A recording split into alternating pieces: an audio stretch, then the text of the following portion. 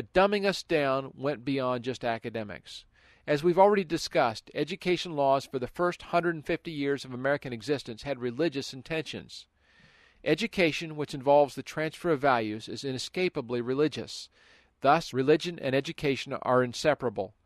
Thus, if education was to be dumbed down, there had also to be a dumbing down of religious values that were the foundation for early American education. In a 1983 article in The Humanist, John Dunphy wrote, "The battle for humankind's future must be waged and won in the public school classroom by teachers who correctly perceive their role as proselytizers of a new faith, a religion of humanity that recognizes and respects the spark of what theologians call divinity in every human being. These teachers must embody the same selfless dedication as the most rabid fundamentalist preachers, for they will be ministers of another sort, utilizing a classroom instead of a pulpit to convey humanist values in whatever subjects they teach, regardless of the education level, preschool daycare or a large university. The classroom must and will become an arena of conflict between the old and the new, the rotting corpse of Christianity, together with all its adjacent evils and misery, and the new faith of humanism, resplendent in its premise of a world in which the never-realized Christian idea of love thy neighbor will finally be achieved." Humanism, the belief that man himself is God, is behind the revolution that has taken place in American education over the past 200 years, from control by parents to control by the state. In order to discard the scriptural foundation of early American education, the humanists had to come up with another explanation for man's beginning, one that made man the ultimate deity and not God. They found it in the theory of evolution, as proposed by Charles Darwin's 1869 book on the origin of species by means of natural selection. Charlotte Iserby points out that after the famous Scopes monkey trial, Fabian socialist and first head of UNESCO, Sir Julian Huxley, claimed that humanism's keynote, the central concept to which all its details are related, is evolution. She continues, "Educational and training methods in the future would be based on the theory of evolution, that man is an animal to be trained as Pavlov, Thorndike, and Skinner trained animals, as with outcome-based education, mastery learning, and direct instruction. Now only the theory of evolution is taught in most tax-supported government-run schools. Creationism is forbidden because of the manufactured requirement for separation of church and state.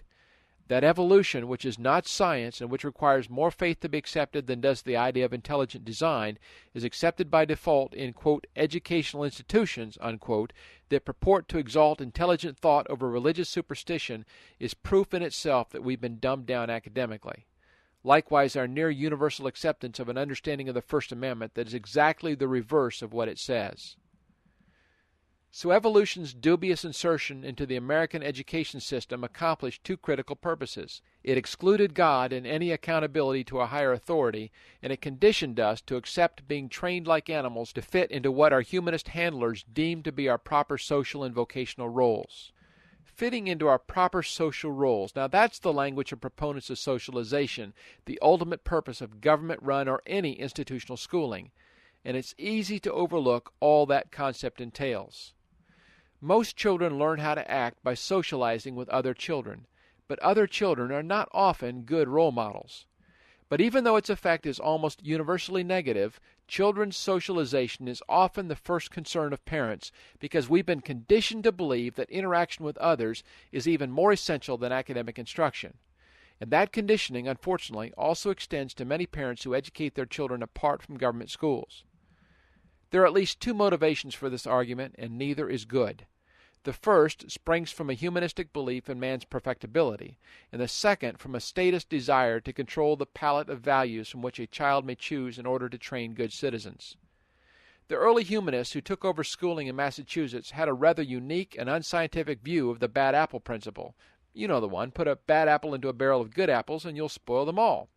Their view, on the contrary, was that if you put bad children into an educational institution alongside good children, the good would rub off on the bad.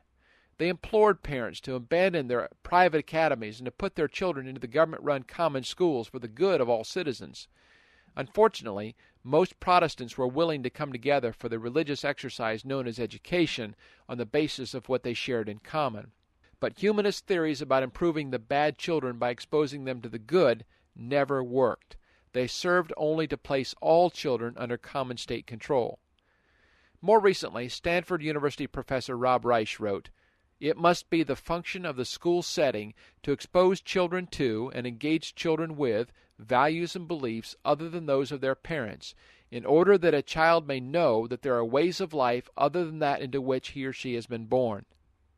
Well, Reich is concerned that homeschooling parents can severely limit social interaction and thereby curtail the opportunities that their child will have to encounter other children from different backgrounds. He's alarmed at parents who wish to control the socialization of their own children so completely as to instill inerrant beliefs in their own worldview or unquestioning obedience to their own or others' authority, and at parents who are eager to prevent their children from being exposed to anything contrary to the moral and spiritual values they wish their children to learn. Reich says, parental authority must end when its exercise compromises the development of their children into adults capable of independent functioning, or when it disables or retards the development of minimal autonomy in children. He says children must achieve the minimal degree of autonomy necessary to provide them with options other than that into which they've been born. They must have an effective right of exit. Children are owed, as a matter of justice, the capacity to choose to lead lives, to adopt values and beliefs, pursue an occupation, endorse new traditions that are different from those of their parents. Because the child cannot him or herself ensure the acquisition of such capacities, and the parents may be opposed to such acquisition, the state must ensure it for them. The state must guarantee that children are educated for minimal autonomy. End of quote.